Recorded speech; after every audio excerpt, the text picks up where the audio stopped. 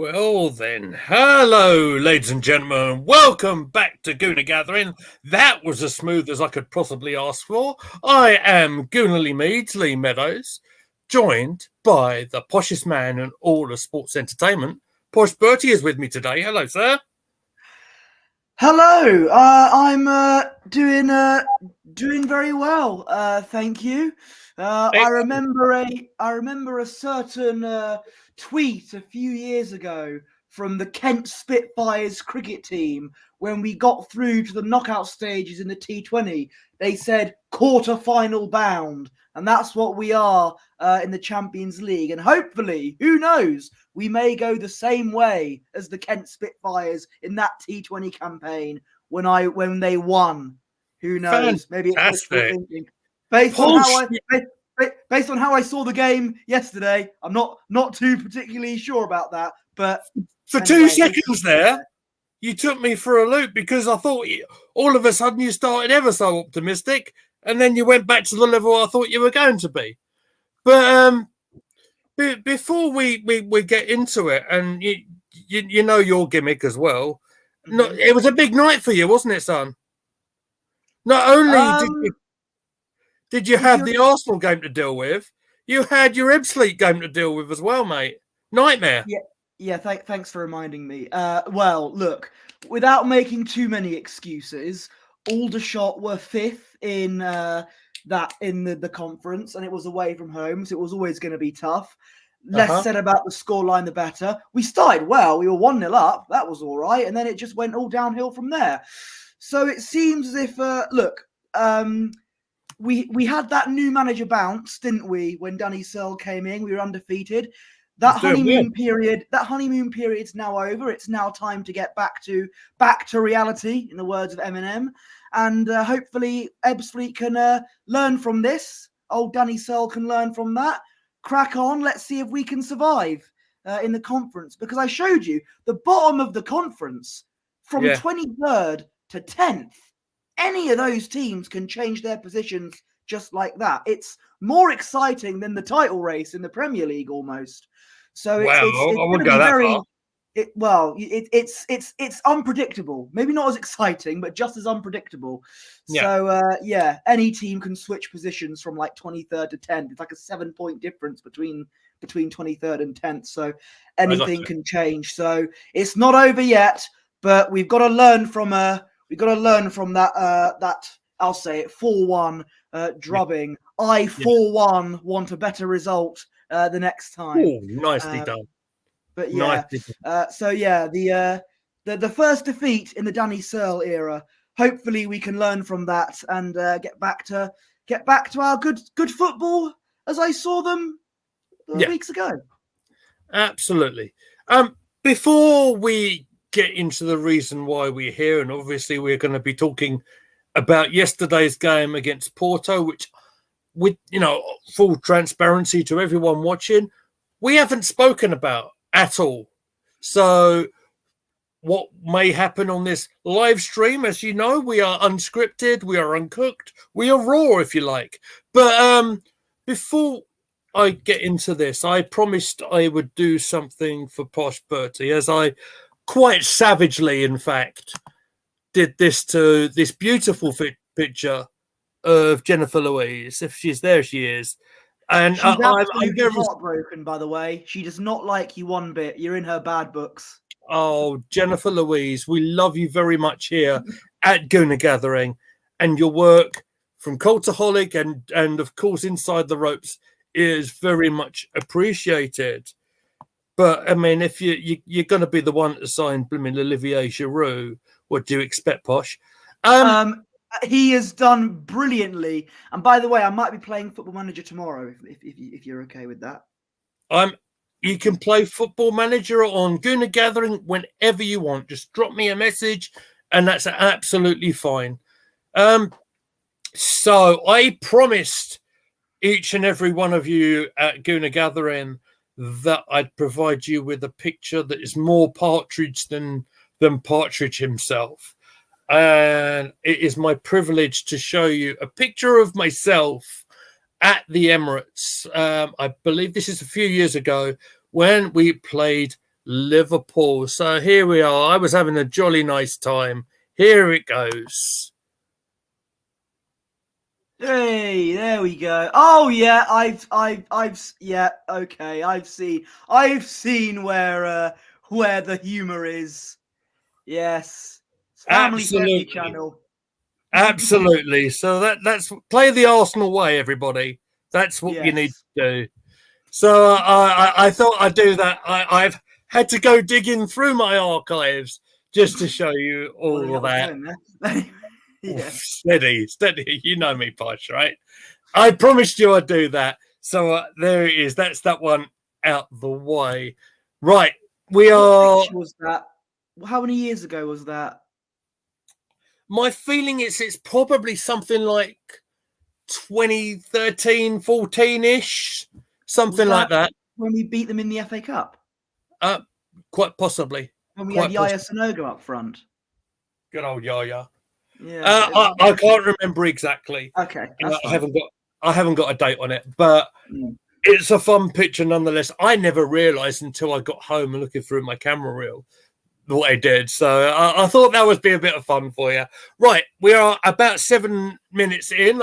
It's probably about time that we spoke about the proper business while we're here.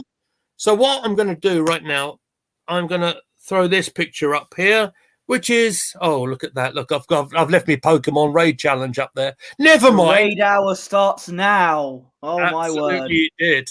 Gotta catch them all. Absolutely you do. But let's talk about the Arsenal lineup before we get going. There was one change from the last game, which of course was Brentford, and it was the easy change to make, of course. It was Ramsdale replaced in goal by one David Raya. I'll go through the whole lot if you like. Ben White, Saliba, Gabriel, Kivior, Odegaard, Jorginho and Rice. Then the front three of Saka, Havertz and Trossard. Here comes the substitutes. The two goalkeepers, Ramsdale and Hine. Defenders, Tomiyasu back in the squad. Bonus points. Cedric, Zinchenko, Partey, Mo Elneny, Emil Smith-Rowe, which I've got a feeling we'll go into in a bit, seeing your tweet. Vieira, Nketiah, Nelson and Jesus. So, Posh, were you surprised at that lineup? Was there anything you would have done differently? Were you happy with it? I was not particularly surprised with the lineup. I thought we were going to go with that. Again, the sensible change was to have David Raya back in goal because he is, as you said, the undisputed number one goalkeeper. And I think that it's going to be like that for a while now. We'll get to that in a minute. But yeah, I wasn't surprised by the lineup. It was good to see Tomiyasu back in the squad. You said he was on the bench. I was taken aback by that. We had a subs bench. You did. Didn't know that based on the last 80-something minutes. But okay. Okay. I got a feeling we might get into that in just a bit. It's the first comment just jumped in. So I'll see if I can have a look at that. It's BX. Good evening, BX. It's great to see you again. Good afternoon, Ebening. Welcome, everyone. This is going to be a fun old stream, I'm pretty sure of. Now, my thoughts on their lineup were, I thought it was very, I won't say predictable, but sensible. Because Champions League games are not like most Premier League games, if you like. Yes, I subtly put a Nia Jax reference in there. In that, it wasn't going to be open. It was going to be quite a feisty. It's going to be almost like a fight out there. It was going to be a tough game, is what I'm trying to get at. That's why I was not surprised in the slightest to see Jorginho in that lineup, because he has been magnificent, I think, in supporting Declan Rice in the defensive midfield role. As for the rest of it, wasn't surprised at all. Mahir is in here. I had the privilege of talking to him live on the TikTok channel when I did my very first TikTok live the other day. So great to see you back in the chat, and thank you for joining us. So yeah, and the rest of the team kind of picks itself. BX says it felt like a Survivor Series 89 promo. Thank you. I think that's pretty. That's got to be a positive thing, surely. I mean, there's nothing better than a late '80s WWF promo. There's nothing better. What are you going to do, brother? But yeah, important to say Kai Havertz up front again. I thought he had a battling game up front. We'll get into Kai in a bit. But so this is where we're, being that we are completely unscripted, apart from my couple of notes on my trusty notepad. Glory years indeed. That I felt we started quite brightly indeed. I mean, it didn't take us like 3 minutes before Trossard, obviously the guy has come in to replace Martinelli. Of course, I think his pace was rather missing in the lineup, much like the Brentford game. But Trossard came in, provided a beautiful cross up from the left-hand side, which found a very informed Ben White, whose header went over the bar. I liked how the intent of the game started with Ben literally right up in the penalty area receiving that cross. What do you think? I thought Trossard actually played quite well. I know that, yes, I understand we may have missed a bit of that blistering pace from Martinelli, but some of the comments towards Trossard were like, oh, we have to play Trossard, not Martinelli. And I'm like, hang on, Trossard is a very good player for us. Yes, I do understand the argument that he might be better off coming off the bench. He's the impact player, but he's actually, especially up front, he's really good for us. And he proved that when he scored, but we'll get to that in a minute. I thought Trossard was actually one of the highlights of the team. Granted, that's not saying a lot based on how I viewed the match. But yeah, we started off... look, it was always going to be a tough game. It was always going to be... Porto were always going to be difficult to break down because they did look very organised, apart from when they were falling all over the place. But they looked organised when they weren't doing that. But yeah, I thought Trossard did all right. Yeah, I do. I think, just sort of breaking off from the match report itself, the two of them, if you go Trossard versus Martinelli, very much provide different abilities. I think Martinelli's blistering pace and his direct running against Trossard's maybe not so much electrifying pace, but Trossard's technique and his ability to interchange in positions. I think that's my my take on that, Posh. I think that's quite fair, didn't you? Absolutely. Mahir was at the match. Interesting. He said he was. I don't know what the correct term. I think the correct term is reposting it on the TikTok page. I reposted your on your way up to the stadium yesterday. So yes, indeed, I saw that. Yeah. Look, Trossard and Martinelli are different players, yes, but they can both offer creativity on the wings in different ways. They got different ways of different kind of playing style, haven't they? But both are just as effective. I know Martinelli's the faster player. I get that, and he's got more tricks up his sleeve. But Trossard is still a very good player, and as we saw when he scored, he can offer a lot of stuff for us. Yep. Completely agree with you, Posh. You might be surprised about that. I completely agree with what you just said. So, next thing I have written down in my notes is again an early-ish kind of effort, and this is kind of twofold. So I'll split this play up into two. This is where Saka, after about 12 minutes, almost ran about half the length of the field with his individual effort that he hit left-footed. That Costa did really well to kind of get a hand to, but he rather fumbled it. I'm going to stop there. I'm going to get you to react to that. Then I'm going to talk about the follow-up bit of play from there. A chance from Saka that Costa saved. Yes, indeed. It was probably the only time we saw Saka tonight where he had some kind of goodness in what was his performance. Unfortunately, I have to say, but this is again Yeah, look, we had a couple of chances like that. You're gonna some of the early stuff there. I'm gonna have to try and remember, but yeah, yeah. Look, I don't remember this, so but yeah, I thought we did have we had more. We slightly edged it in terms of possession. That's what I remembered from some of like the chances we may have had. Yeah. Oh, fair enough. Fair enough. If you don't remember, you don't remember. It's fair enough. Because Saka had a Following, very forgettable game. That's why you could argue. do you know what? I know where you're coming from on that, but I do have notes with Saka in it, so we'll get into it further on. It breaks my heart saying this, but I thought he was one of the worst players on the pitch yesterday. Okay. In my opinion, Okay. I don't like saying that. I don't like No, criticizing. that's fine. That's absolutely fine, Posh. Because here's the glory of the platform that we speak on, right? We can absolutely respectfully listen to each other, and we can, we'll listen to each other's opinions. That's what this is all about, right? So, what I want to say here, following that, Saka actually reacted quite quickly to Costa. He kind of parried it away, only fell as far as Saka.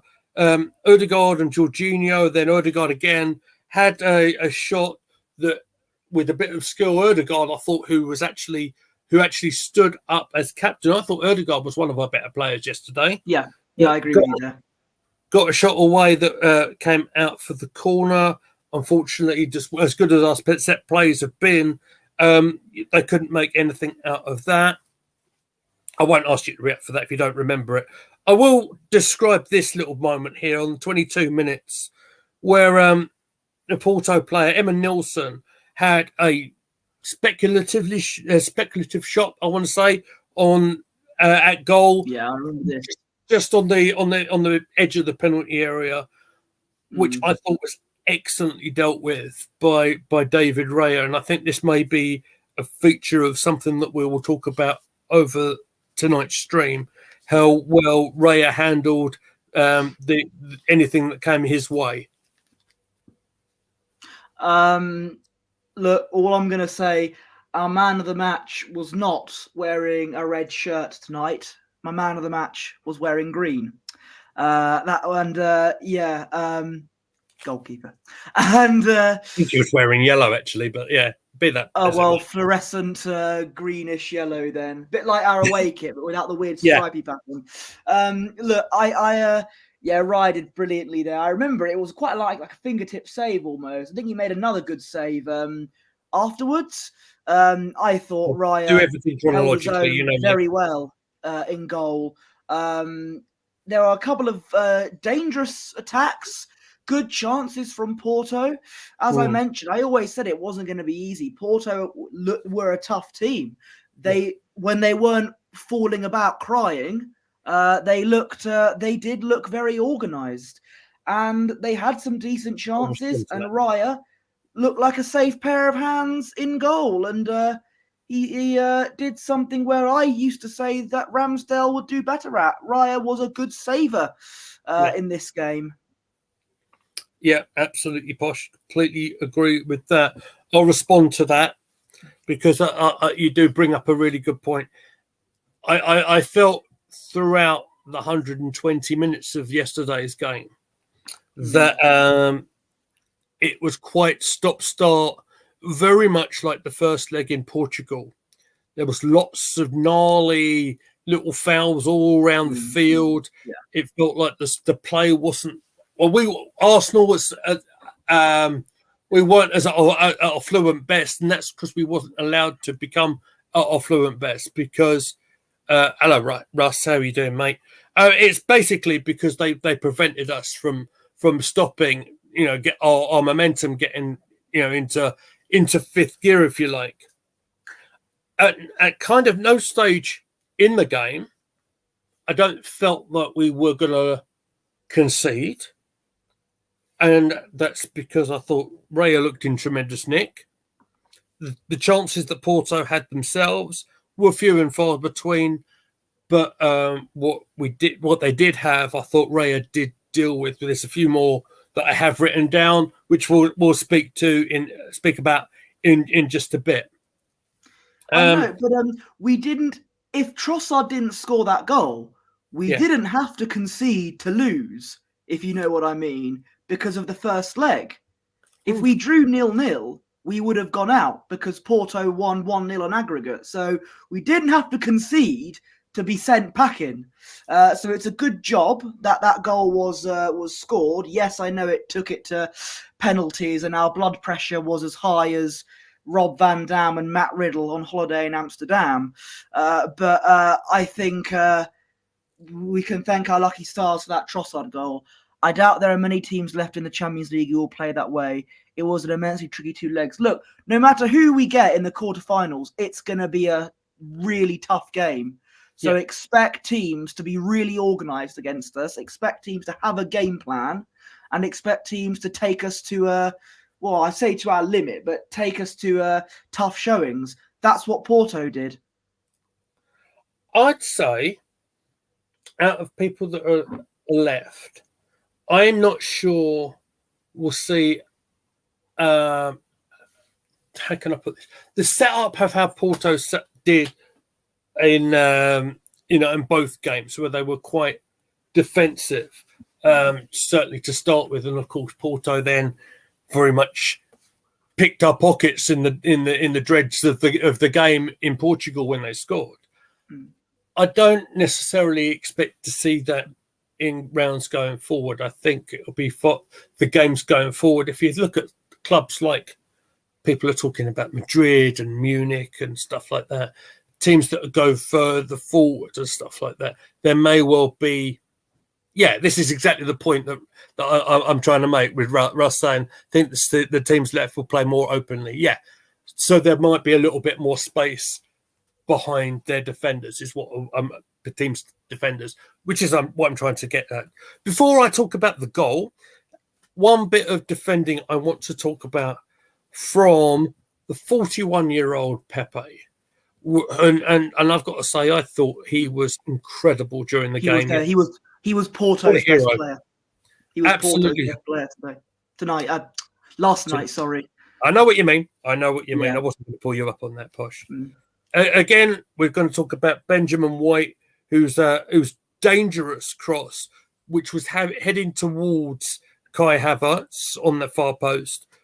I thought Pepe's leap and that defensive header off the back of his head to get it clear for a corner was magnificent defending from him. What did you think of this?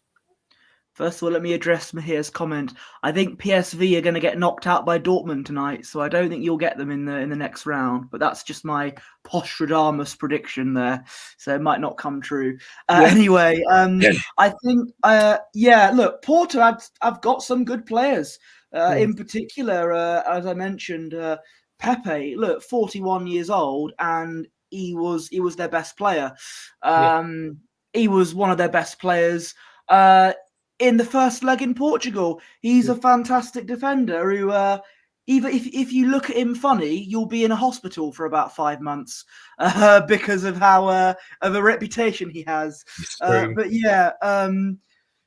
look, Pepe. I have to give credit to him. He's a very good defender at his age as well. And I don't know if he's retired from international football or not, but he might be playing for Portugal in the Euros this year at the age of 41. So, fair play to him. He's he was very good against us, and it's quite funny because we faced in the Champions League so far. We faced what was a formidable Real Madrid defensive partnership. We faced Sergio Ramos and we faced Pepe. Does Arbeloa still play football? Look, Varela was excellent. Yeah, not to mention the boss's son. Porto had good players. Yeah, absolutely. And as I mentioned, the boss's son is always the best employee. Anyway, absolutely. That's a reference to a certain company there. Not to. Yeah, I know. Not a wrestling company, a charity in the UK. Just to clarify. I know exactly what you meant. I know exactly what charity you were referring to, Posh. No need to emphasise that one on me.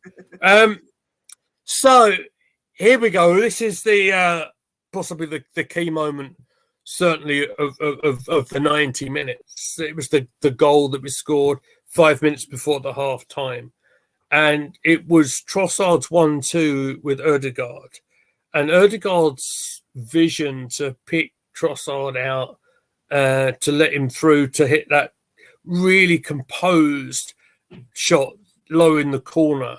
I thought it was absolute magnificent play. Tell me about it, Posh. Is this a Trossard goal we're talking about? Well, yeah.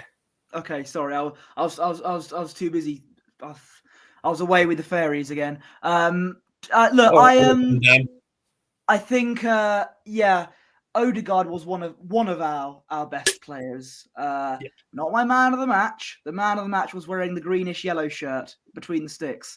But Ødegaard, that was a fantastic through ball. He found Trossard perfectly, slotted it in the back of the net.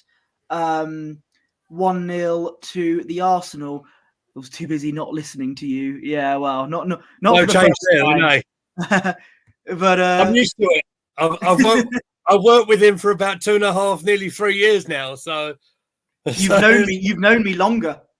Yeah, I know. But yeah, no, lovely through ball from Ødegaard. Great bit of work from him. Trossard found the back of the net, and like I said, Martinelli or Trossard in that role, they're both good players. Both different styles of play. I get that, but they can both offer different amounts of creativity, and it can suit us very well. What a pass from Ødegaard and a finish from Bossard, Trossardinho. Yes, excellent. And it's 1-0 technically, but it's 1-1 on aggregate, meaning that if it stays that way, we go to extra time. Imagine that. Absolutely. Welcome, AFC, always. It's nice to have you with us once again. Right, here we go. Moment of controversy coming up. This is on the 66th minute, if I can read my own writing. Ben White's, again, I've mentioned him, Ben White. I thought he was excellent again yesterday. Searching ball, trying to find Kai Havertz, beats Pepe. Yeah, the legendary centre-half, not the other Pepe. There was two Pepes. Those two Pepes, yeah. That's cheating. Not Nicholas, but a different Pepe. The one who, I think he was taken off injured he wasn't taken off injured in the first half. He had a bit of an injury scare, didn't he? But he was okay to play in the second. Absolutely. So Havertz beat him. And then it was a collision between goalkeeper Costa and Havertz. Then the ball kind of went loose, fell to Ødegaard, who put the ball in the net.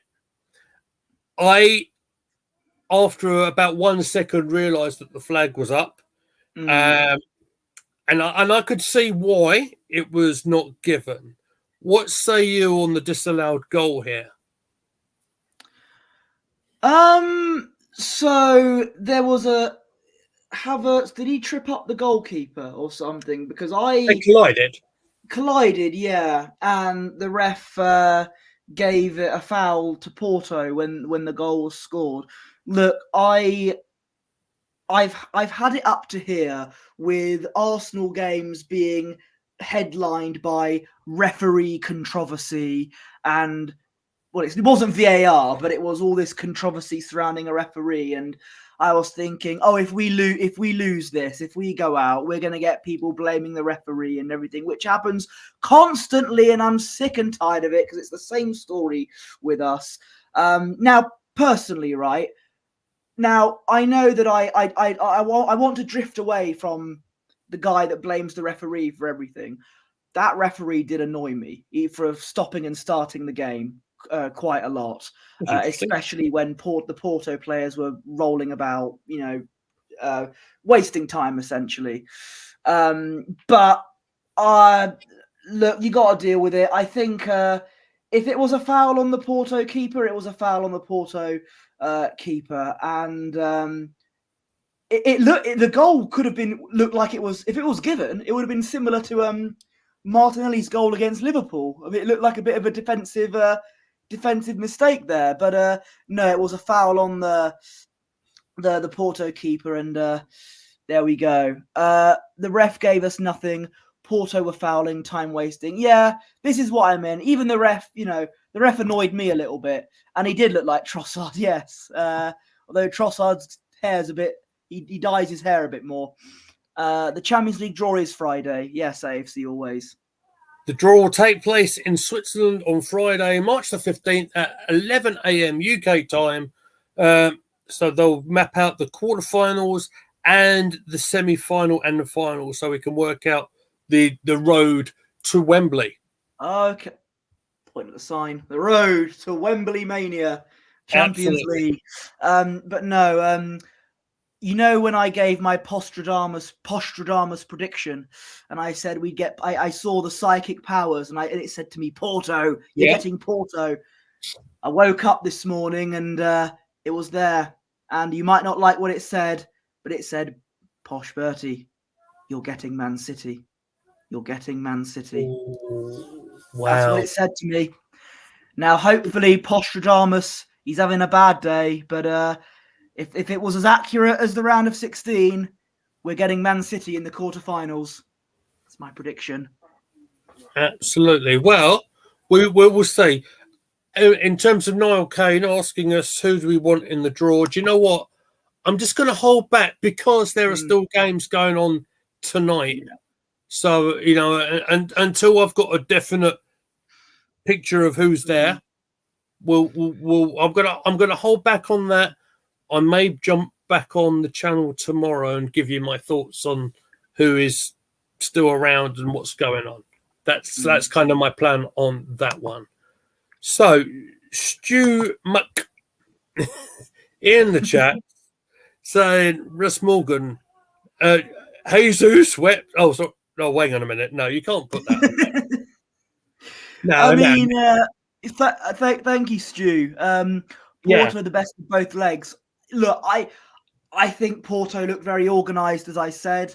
But they gave us a run for our money. Absolutely. And I predicted this. I said, absolutely. Porto are not some easy team that we're going to wipe the floor with. A lot of Arsenal fans thought that when we drew them. No. Yeah. No way, Jose. They are going to be a good, tough team. Oh, I didn't even realise that. Nice difference. I liked what you did there. I didn't even realise. I said, look, remember Sporting Lisbon? Remember that? Don't take... Went through my head last night, I can tell you that much. These Portuguese teams too lightly. They're very good. Porto were very good when they weren't rolling about on the floor like babies. I'll take anyone but City. My Postradamus powers were they're saying to me, you're getting City. You're getting. Can I just say to you? Let me remind you. We beat Manchester City in the Community Shield, and we beat them last time we played them in the Premier League. There you go. Well, we'll have to see what happens. Bring on March 31st.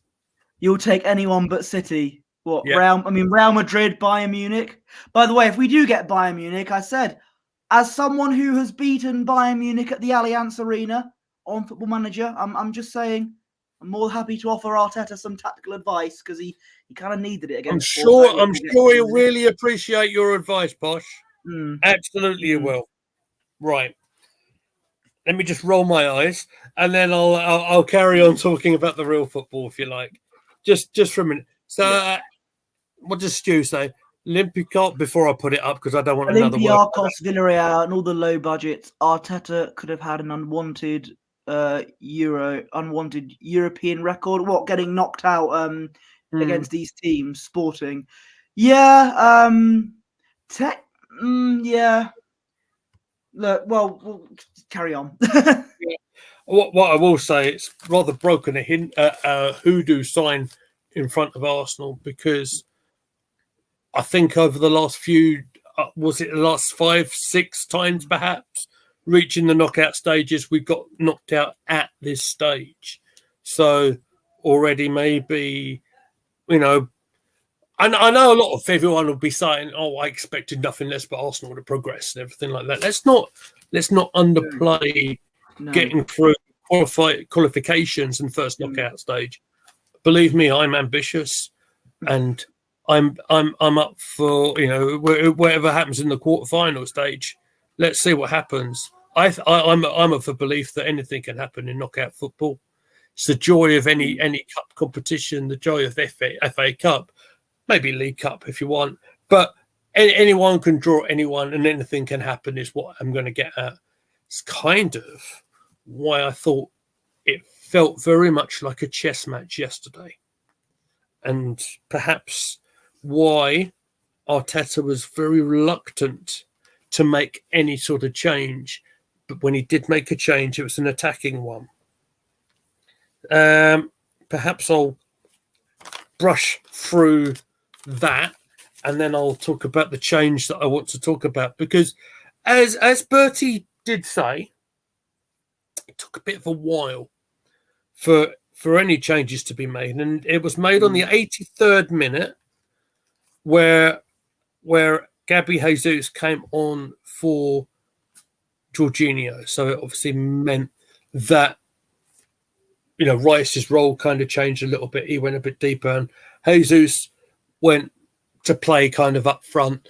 Maybe Havertz went a tiny bit deeper as well, and that change very nearly came good, because straight away Saka and Odegaard combined with each other. Lots of bodies in the box, much like it was in the whole game, to be fair, for Porto. Jesus' first touch was to snap a shot on target, and again, great save from Costa.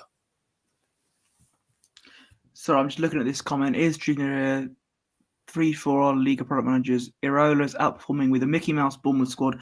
La Liga's number one for a reason. Yeah, La Liga's a decent league. Don't get me wrong there. Okay, excellent. See, that comment threw me off there. Can I tell you anything about the Spanish league? I'm not going to be absolutely with, because I haven't seen La Liga for a long time.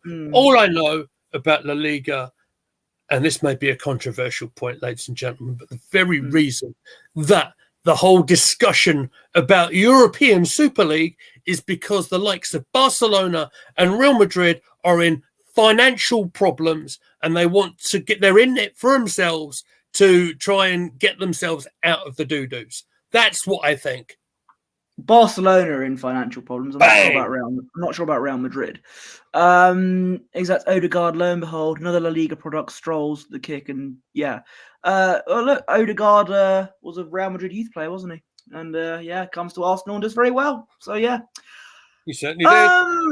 So good save from Costa. Which was this again? I was too busy being thrown off by.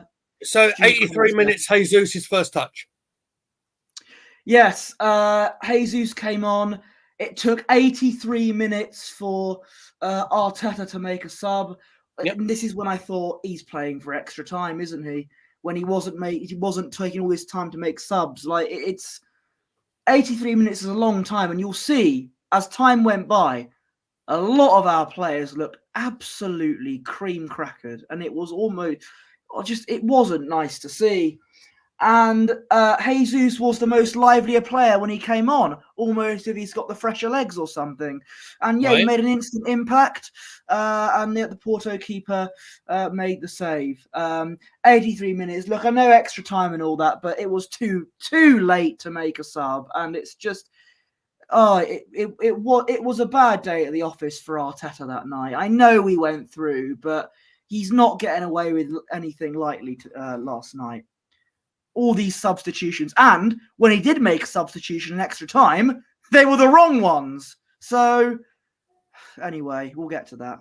Okay. So with respect, Posh, I wanted to make sure I let you speak, and so your comments were on the substitution of Jorginho. Mm-hmm. You've just taken one of our very best penalty takers off. So I'd ask you, as a respected journalist that I know you are, what would you have done differently? Respected journalist, yes. Posh Meltzer, they call me. I think, look, I know people are going to jump at me when I say this and say, but he scored the penalty. Right. Saka was not having a good game. almost at all, really. In my opinion, he was one of our worst players on the pitch. And as minutes went by, he looked absolutely tired. I genuinely would have taken him off and brought on someone. Maybe I would have swapped him for Jesus. Maybe Reece Nelson for that extra bit of pace. Because when Reece Nelson comes off the bench, he gives it a good go, always.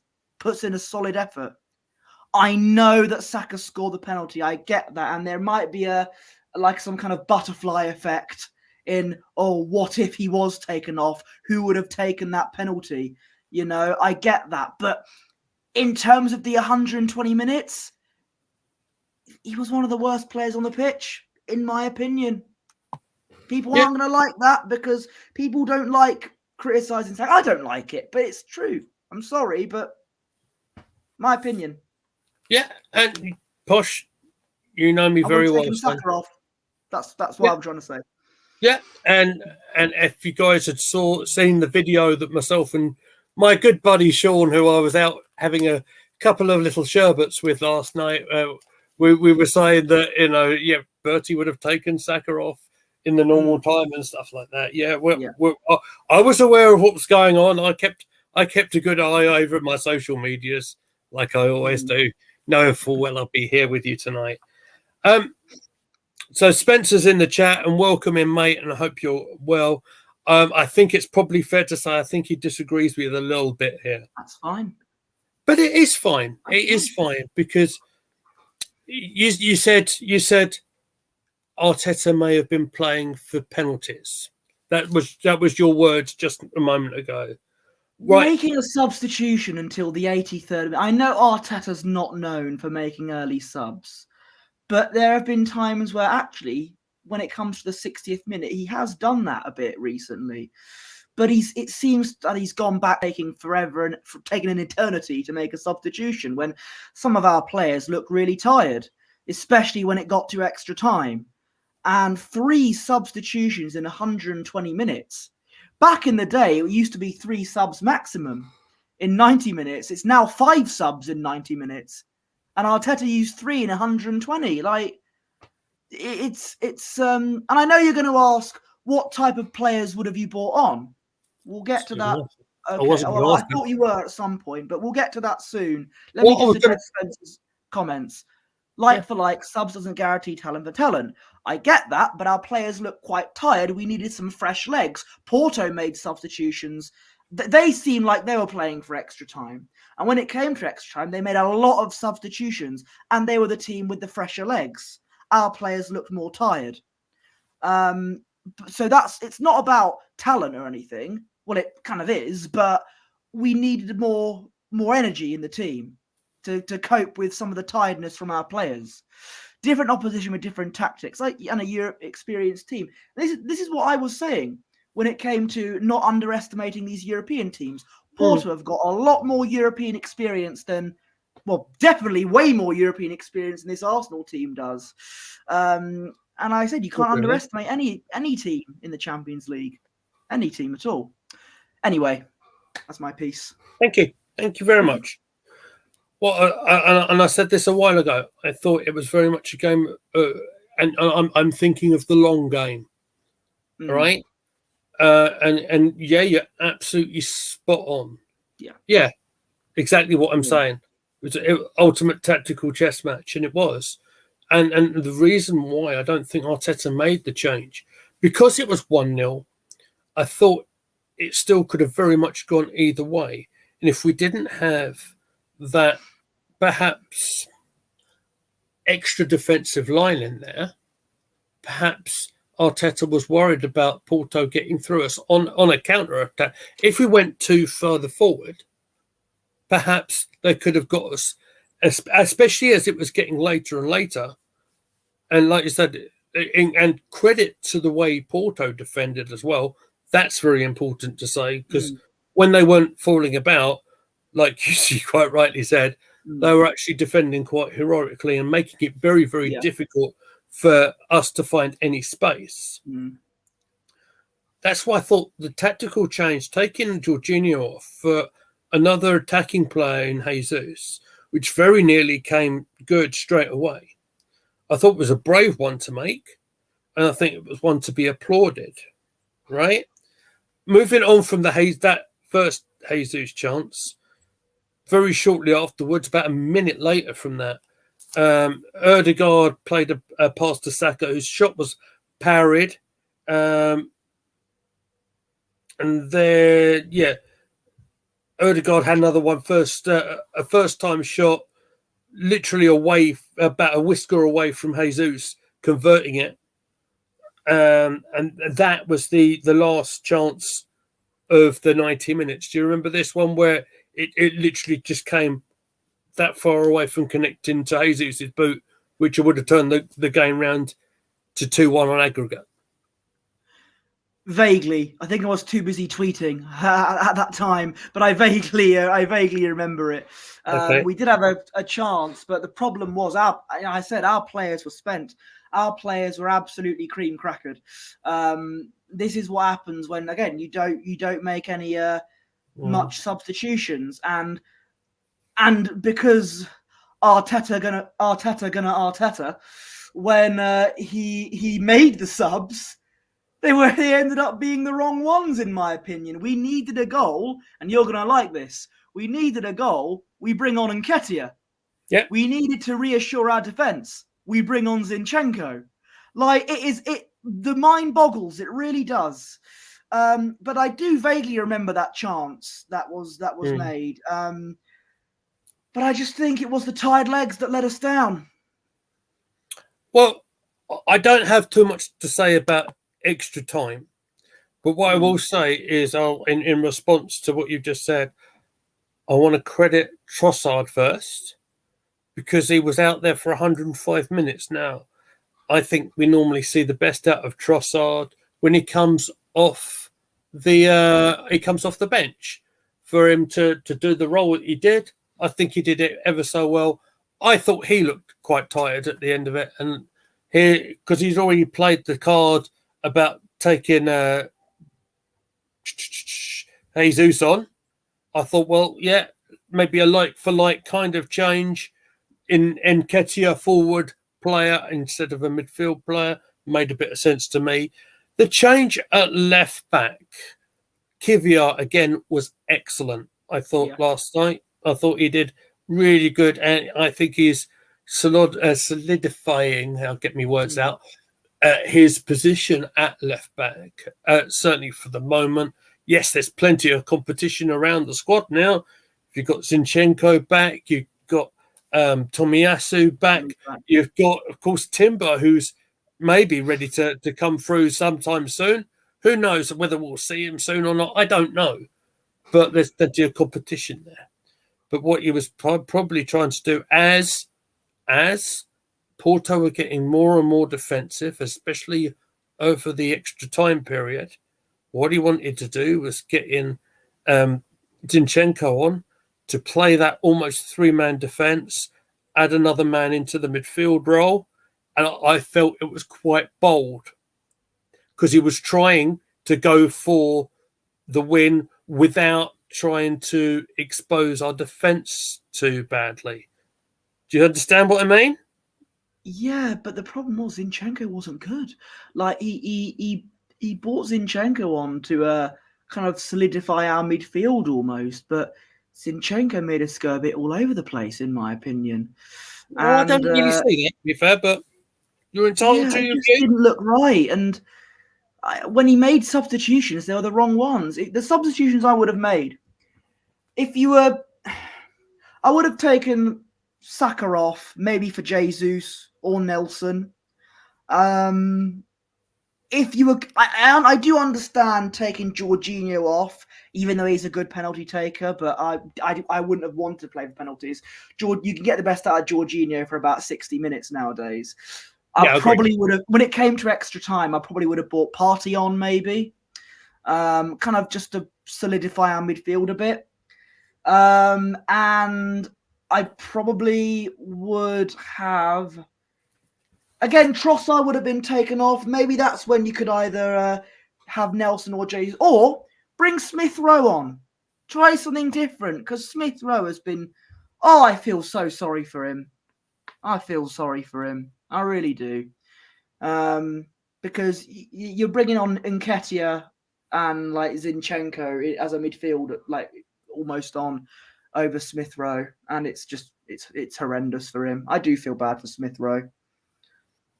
I get the love for Emil Smith Rowe, mate. I totally get that, but I also get the point that he and the other player you mentioned in that little conversation there was Thomas Partey, who I felt has been rusty. Yeah, but he's only just coming back from his injury, and I'm not holding that against him. He's literally getting minutes. He's had a couple of minutes here and there in the last 2 Premier League games. That's why I said extra time. Yeah, rather than like a lot of time in the second half.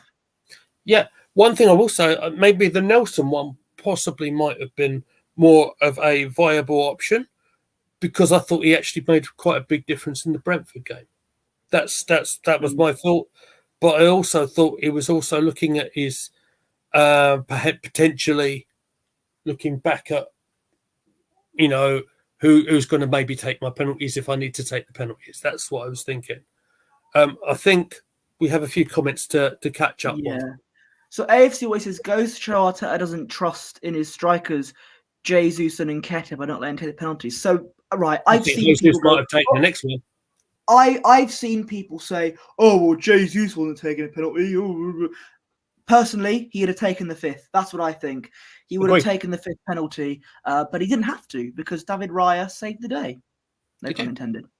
And Nketiah would have probably taken like the 8th penalty if it went to sudden death, let's be honest. Partey and ESR health are why they're not selected. I do understand Partey. He might need a limited amount of minutes now because he is slowly getting back in the swing of things. It's ring rust, as we say in wrestling. Yes. Smith Rowe, I don't think there's anything wrong with him in terms of fitness. I know AFC always calls him Emil Swiss Rolls, but then again, I think he's a good player. He's been brilliant when he was playing for us in like 2021 and 2022, and I don't know why he's been like left to rot on the subs bench. I think it just shows that about his status next season, and that he's going to probably be leaving, which is sad, but it'll be a great career move for Smith Rowe because he needs that game time. I swear to little baby Jesus, I hope Atletico Madrid doesn't go through. It's 1-0 to Inter Milan on aggregate, and they've got Atletico at Atletico's ground. So, they're still in it. They're still in it. You never know what's going to happen. Tricky game. Very tricky game to call that one. And Kenny shouldn't get any game time. With great respect to Lee Meadows, I agree with you, AFC always. Such a massive stage, though. 2 of 3 subs had Champions League experience. Partey's got Champions League experience when he was at Atletico. So I don't know. It's 2 of the 3 subs on the bench. They meant the ones that came on, I think. Look, hardly any of our team have got Champions League experience. Raya hasn't got any Champions League experience. Declan Rice hasn't got Champions League experience. Trossard. Need I go on? Saliba, all these players. Gabriel. Vast majority of our squad don't have Champions League experience. And I know it's important to have that experience, but I'm just saying, that our good players like Kivior, he barely has any Premier League experience. So, it's you know what I'm trying to say here. I want to address the Nketiah thing, because I don't think Nketiah has played in probably about 4. And that's basically, really? Nketiah hadn't had a poor game, but it wasn't his best. Please don't interrupt me. I wouldn't say he had a poor game. He was average. I've been very kind not to interrupt you the whole stream. Please don't interrupt me. Thank you. Nketiah hadn't played in about 4 games, and largely because of the form of Kai Havertz, largely because of Jesus coming back. And I did hear something yesterday, whether it's right or it's wrong. Maybe Eddie has probably had enough. Whether he's going to be with us next term or not, I'm not sure. But I did find it interesting for something to come out on a game of the Champions League. So you might not have seen it, but I certainly did. But look, we'll see with Nketiah. I understood what because it was almost, I don't want to say like for like because no forward is the same, but he was trying to keep an attacking intent in there. Nketiah's last goal in the away goal in the Premier League, was 2 years ago. Yeah, Brighton. Okay. New Year's Eve, 2022. Don't tell me you've done some homework, Posh. Christ. No, I just remember it. Fair enough. And for Saliba had a poor game last night, did he? Did he really? I don't know about that. I thought defensively, we looked pretty good last night. As I said, look, he didn't do anything that made me go, "Oh, wow, look at that." But you know, it wasn't. We're used to Saliba putting in like top-notch performances in like a lot of Premier League games. He didn't do anything that caught my eye or anything. It was a meh game for Saliba, but okay, you know, I didn't notice him really, but I thought he wasn't poor, as some people are saying. I thought that's a bit harsh, but it was just compsy compsar, as the French would say. Oh wow. Ooh la la, he spoke French at me. But in terms of the rest of the game, I don't really have much more to add other than the fact that, okay, it did go to penalties. For one, I felt relatively confident. One of the reasons why is because Arsenal had an absolutely perfect record from the penalty spot this season. Go way back. Community Shield and everything that we've taken, whether it had been from Odegaard, Saka or Havertz or Jorginho, whoever else might have taken one, every single one had been scored. In actual fact, up until yesterday's game, the penalties that Ray had saved or had against Arsenal, and I'm not sure there's many, maybe one, maybe two, had all been saved. So there you go. Someone had been doing their homework. Perhaps at the back I saw that 2 penalties from 32. David Raya saved 2 penalties out of 32. That was his penalty record. And spoiler alert, he saved 2 last night. He did. Do you remember when I said that when people didn't like the fact that we had more? We didn't just have one outright penalty taker this season. We had multiple options, and I defended that. I said, you know what, that's a smart move, because when it comes to a penalty shootout, we've got players that are experienced in taking a penalty from the spot, in front of a rampant crowd and everything like that. So we've got the experience, and we've had penalty shootouts before, pre-season and in the Community Shield. Look, penalty shootouts are a lottery, aren't they? Let's be honest. Unless it's England in a major international tournament, when it's going to be a defeat, unless it's against Colombia. I think it's going to be a lottery, and Arsenal, game that really matters, penalty shootout at the Emirates against the Portuguese team. Think got a sense of deja vu. We'll go through the penalties. I don't know if we're going to go through them all, but if you want to, we can do. It's up to you, Posh. Okay. I've got a couple of key ones I want to talk about, but okay. All right. Let me just address AFC Always' comment. Who's taking the quarterfinals? I take Barcelona. That's interesting. Look, I think we're going to get Man City. I don't want to get Man City, but that's who I think we're going to get. That's my prediction. I got Porto right. Let's hope I'm wrong this time. But look, any side we face is going to be monumentally tough. This is Champions League football, everybody. This is the creme de la creme, if you want to carry on talking cream of the crop. Oh, yeah. But, whoever we're going to get, it's going to be a heck of a game. I also think it'll be a very different sort of game to the one that we saw in both legs against Porto. That's what I think, because I think Porto were deliberately set up to be quite defensive. Yeah. If you want, I have notes written down for every single one of the penalties, which myself and my mate Sean did record. It is on the back end of the channel if you wanted to have a look at it. And when we definitely didn't have a few beers during the match, definitely not. So Odegaard took our first one, much like in the Community Shield. Everything in my head was trying to say Charity Shield there, Community Shield, much like the same. He goes and steps up as captain to score the first one, Posh. Again, I'll say this, I said earlier on, as a captain's performance, not just through the penalties, but the whole game, I thought he really performed yesterday. I thought he was excellent. And he scored the first penalty very confidently indeed. Yeah, it was a very good penalty from Odegaard. With penalty shootouts like this, you always have to hide behind the sofa, don't you? But Odegaard, very give me the lottery numbers for Saturday. I only do predictions for football. I can't do lottery. If I did, if I knew what the lottery numbers were going to be, I'd be on the beach in San Francisco at the moment. So, you know. Spencer says Porto wasn't an easy draw. They're playing a manner in which they struggled against teams that have a go or play wide open. I like our chances against. Yeah, absolutely.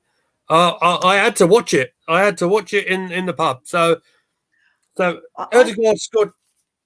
Yes, Bertie, go ahead. When they say, any other team, some other teams, they're going to be open. We've got a chance. Look, I'm not saying like, we're definitely going to play brilliantly against other teams. Any team we're going to face is going to come with a very good game plan, and they're going to be organised. Any team that we're going to face, they're going to have an identity. They're going to have a game plan, and it's going to be tough for us. That's European football. It's the elite, if you will. Mm. And Jez Collins is here. Hello, Jez. Good to see you. I saw your player ratings with Lee Gunner. I actually thought you were a little bit generous towards Saka, my friend. Jez says, who do you want to draw in the next round? I will make up my mind when the games are completed. All I'm going to say is whoever we get, it'll be very tough. My prediction is that we're going to get Man City. I don't want that to happen, but that's just my prediction. But no matter who we face, we can't avoid easy ties. It's going to be tough, and our opposition team is going to come with a game plan. So, yeah, that's European football. That's elite football for you. Champions League at this stage, no easy get-outs. No easy games. Absolutely right. Absolutely right. We'll get back into the shootout. Pepe, not the defender, the other one, kind of similar penalty. He gave a little bit of a stutter, went to the top left hand. So we were watching it. On that one, Raya went the wrong way, I believe, but it was a good penalty nonetheless. Usually, I'm not a fan of the stepping up, doing this little diddy runs there and scoring it. Like, I'm not a fan of the whole do. I'm not a fan of it because sometimes it might affect how you does. But it worked. It worked.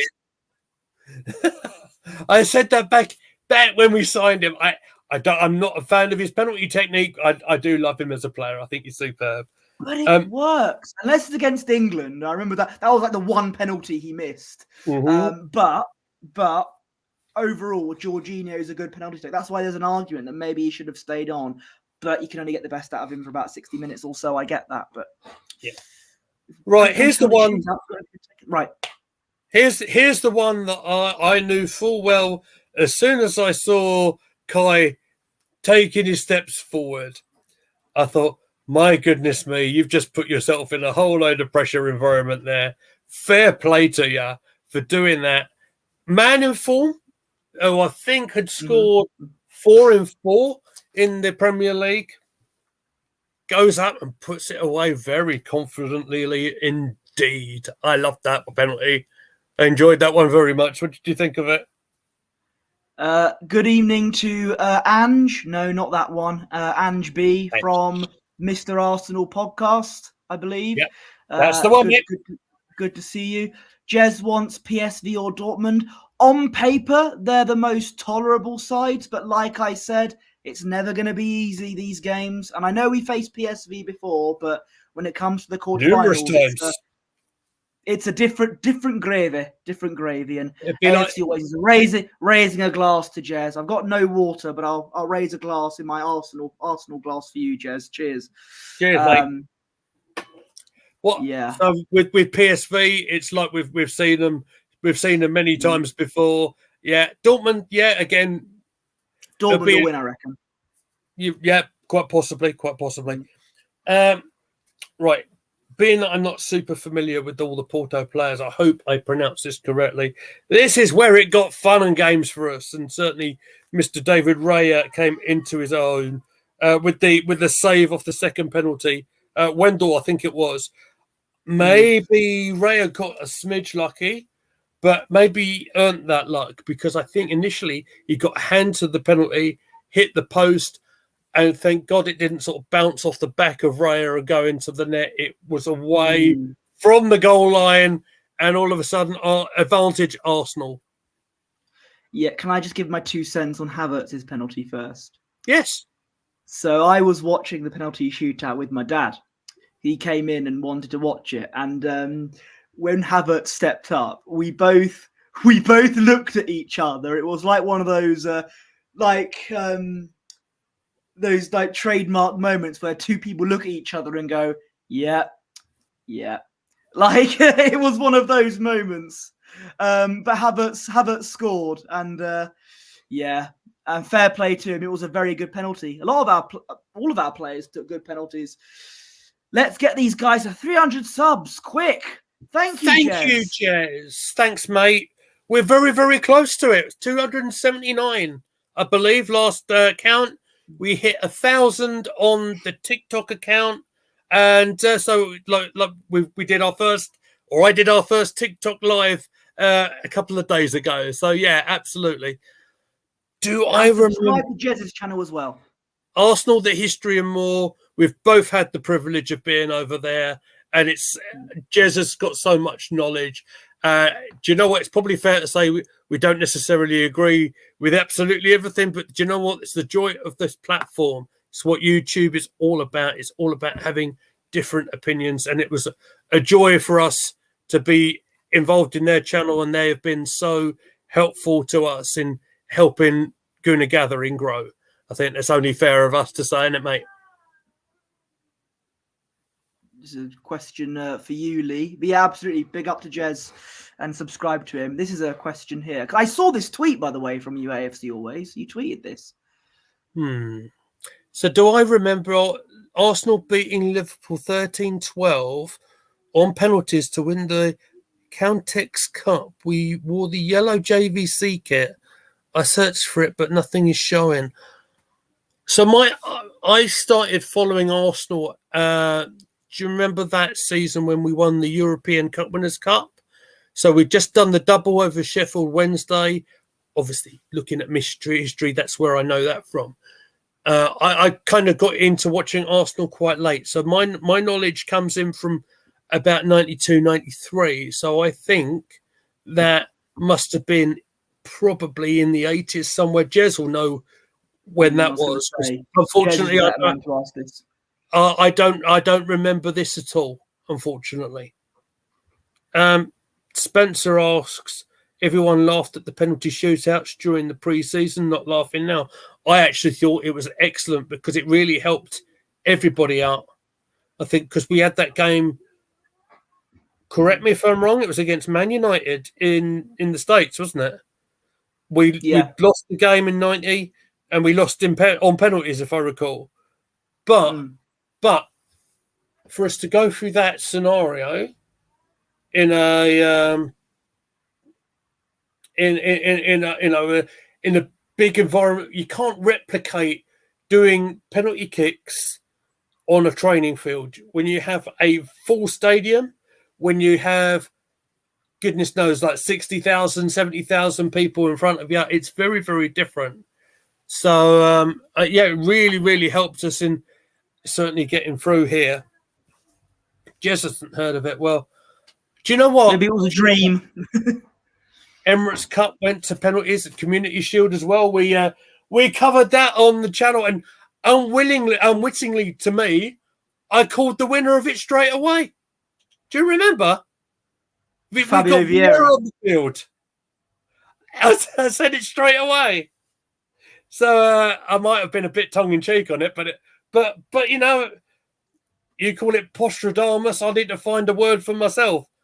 Meadostradamus. I mean, that's a lot of words to say, a lot of syllables. But I called it. So yeah, there you go. Right, so we've covered that one. We covered that one.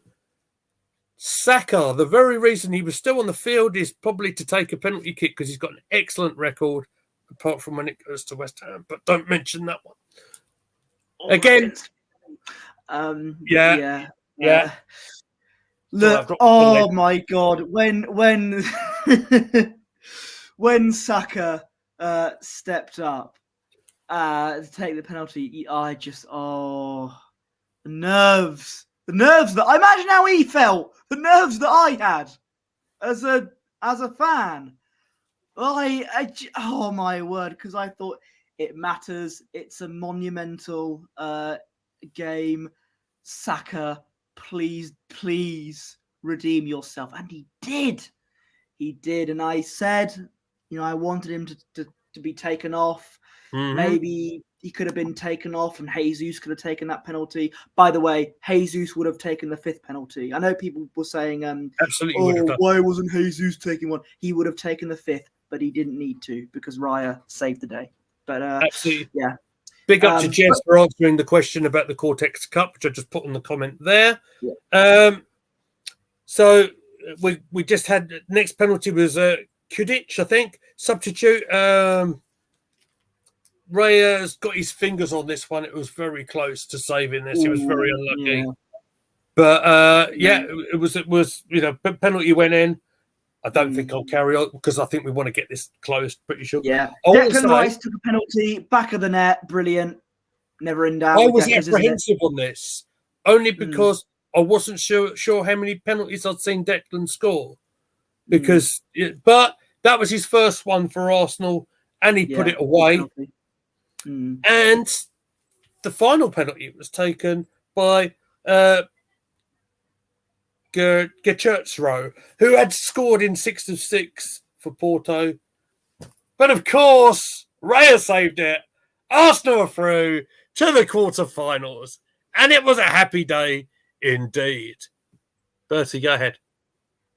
Oh, Aaron Ramsdale. Oh dear. I think it and it's sad to say it, but I think that's the final nail in the coffin for him as an Arsenal player, really. Listen, David Raya, he was the hero of the night. Fantastic. And like I said, his penalty record was very shoddy before the shootout. 2 penalties saved out of 32. He only won and saved 2 in one night. So there you go. And like I said, Raya, not just in the shootout, but throughout the 120, he was my man of the match. Fantastic. And you know what I said? Look, Arteta, he got a lot of things wrong tonight. I said this, he ain't getting away with it today. But this season, he was spot on about bringing Raya in the club. Spot on about that. Mm-hmm. Because he's come in and he has actually proved a lot of people wrong. I was a bit, okay, this is a bit different. I was a little bit critical on Ramsdale beforehand at the start of the season. But even when Raya came in, I thought, okay, this is a bit, I get it. Squad depth and all that, 2 good keepers is what Man City have, and it's what we have, but I thought there'd be a bit of a power struggle. All of a sudden, my boy has just leapt onto my next point that I was going to bring up. You are good, Pod. Oh, okay. But Raya saved it. He was a great signing for us. And yeah, as I said, Raya's #1 fan, as it says on the subheading there. Absolutely. He's a hero. Brilliant. Absolutely. Can't say anything, and I can say nothing bad about him. What a player. Absolutely. So that means basically we are done in terms of the men's football until we play Manchester City, of course. As Spencer says, Ramsdale's a great keeper, but he has a horrible mistake in him. We saw that, unfortunately. And the clips on the TikTok channel, I'll bring TikTok up in just a second. You hear my voice crack, and I say, "Careful, Rambo." Yeah, but every time the ball went back to him, I was dreading it. I didn't feel that last night. I felt confident in everything that Raya was dealing with. I thought he did tremendous. Talking to the goalkeepers, talking of next time we are back in business in the Premier League. It's the big one, mate. It's the big game against Manchester City. I went live the other day when literally about 2 minutes ago. Thank you, Ange. Much appreciated, as always. Thanks, mate. About 2 minutes after the story broke about this, here it is. Still in the back end. Goodness me, what a pro journalist I am. Thank you, Sky Sports.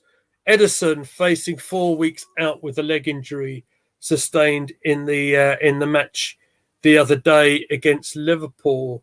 Now, by my maths, mate, that means that Ortega's in goal at the Etihad against us. I want to know your thoughts and feelings on that one.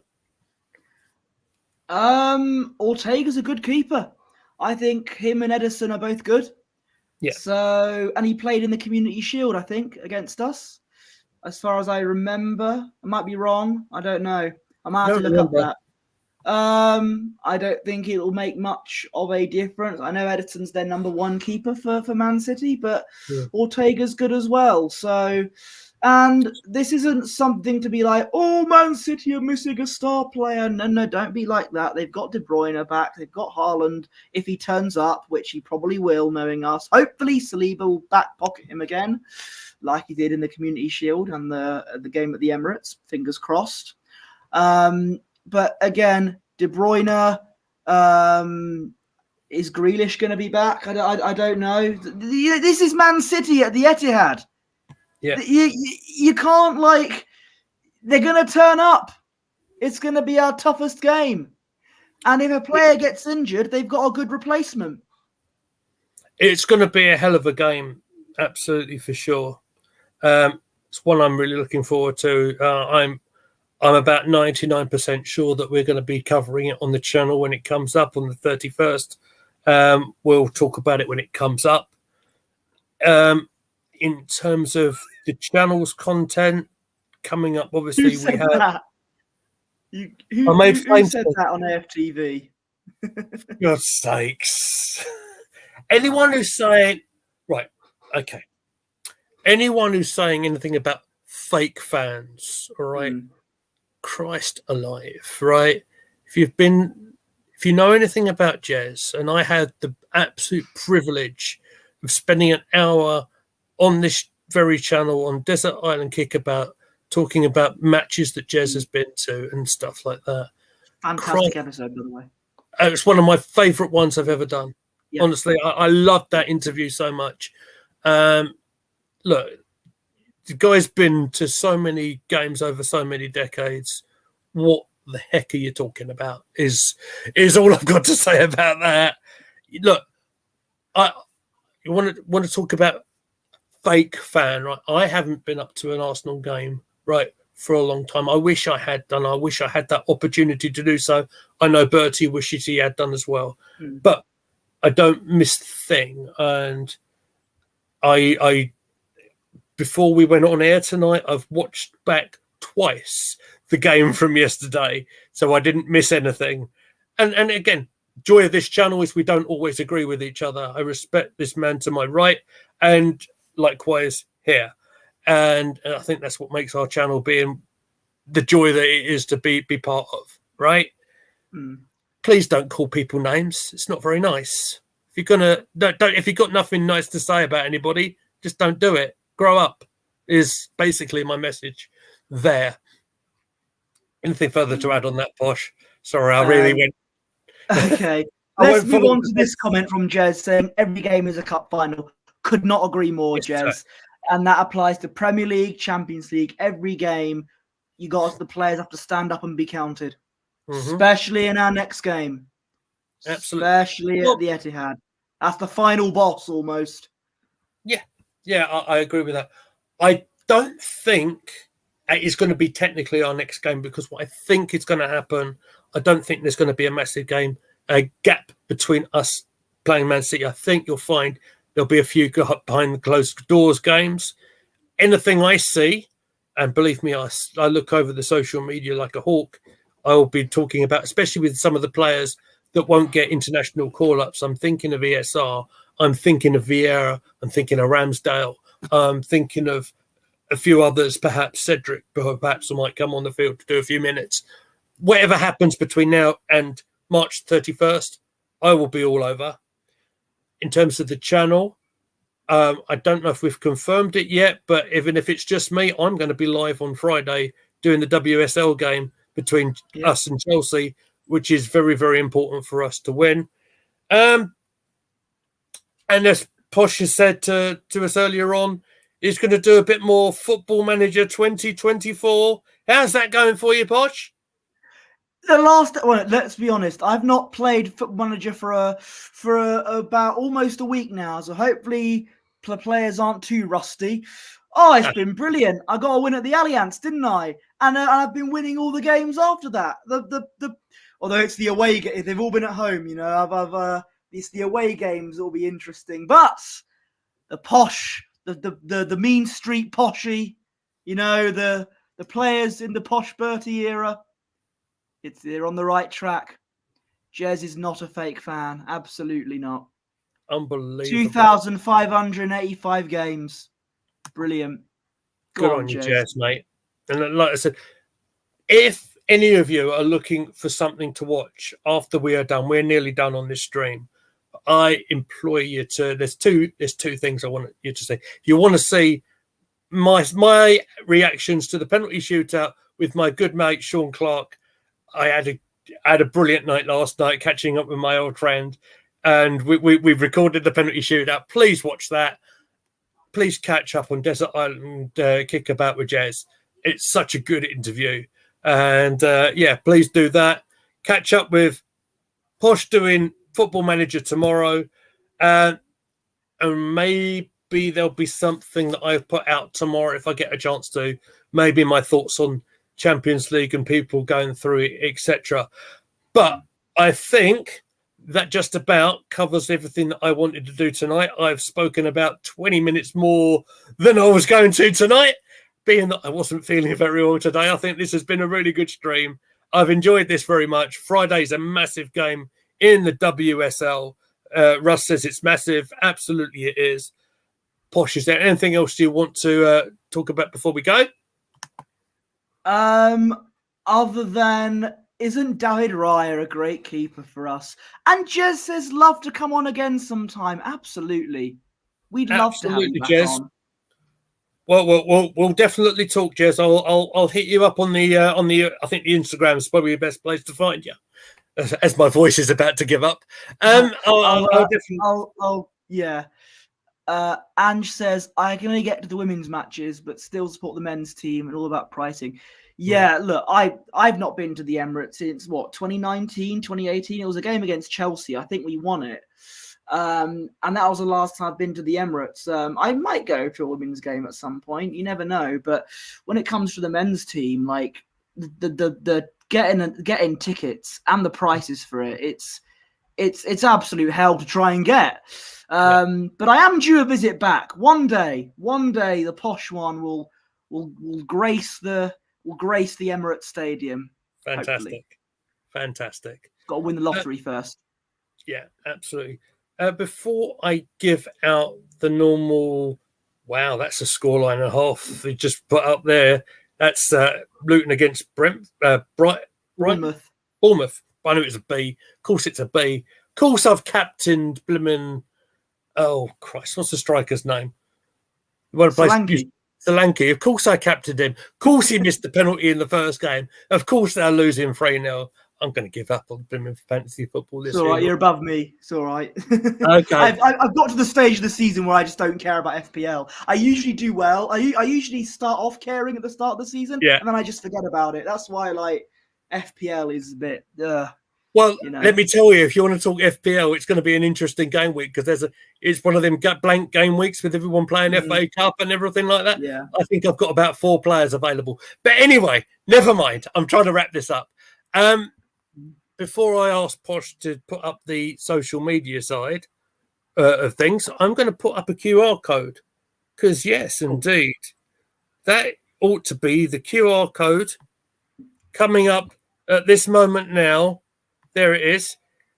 If you guys have got your phones out and if you're not subscribed or following us on the TikTok channel, just give that a scan and start following us on TikTok. With us having 1,000 followers over there now, we have the opportunity to go live. I did that the other day and I found it a lot of fun. It was certainly a learning experience for me, and it'll only get better as we go along. I'll need to talk to Bertie about that a little bit when we go off air. But that's where you can find us on the TikTok. Bertie, would you kindly put the social media banner up for me? Because my banners keep flashing back and forth.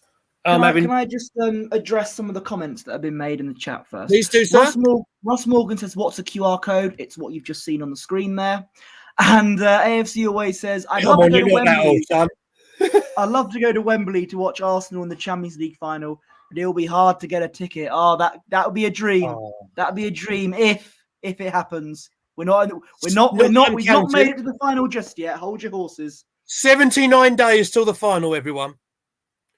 I had the privilege of going to the old Wembley Stadium when we played. So when we did, so we were Highbury seasons and we did our Champions League games over there, and it was absolute blast, totally different. It was an experiment, certainly, to see if we could fill up Wembley Stadium before we managed to get to the Emirates. And although the results didn't necessarily go our way over there all the time, hell of an experience going to Wembley. Let's hope we can get up there again soon. Used to be our second home, that did.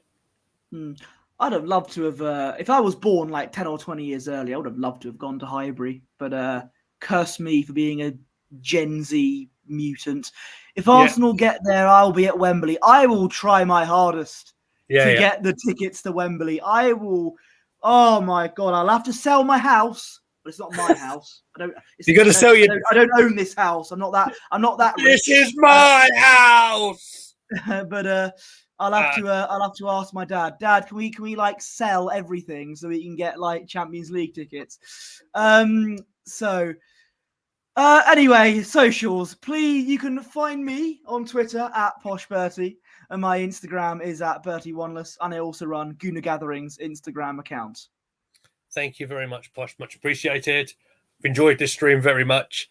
You can find me at Goonally Mead. You can find me also at Guna Gathering. You've got the banners there for everybody else that appears on the channel as well, including Spencer, who's been on the chat tonight as well. Make sure you catch up Posh Bertie's stream tomorrow. When are you going to go live tomorrow, Posh?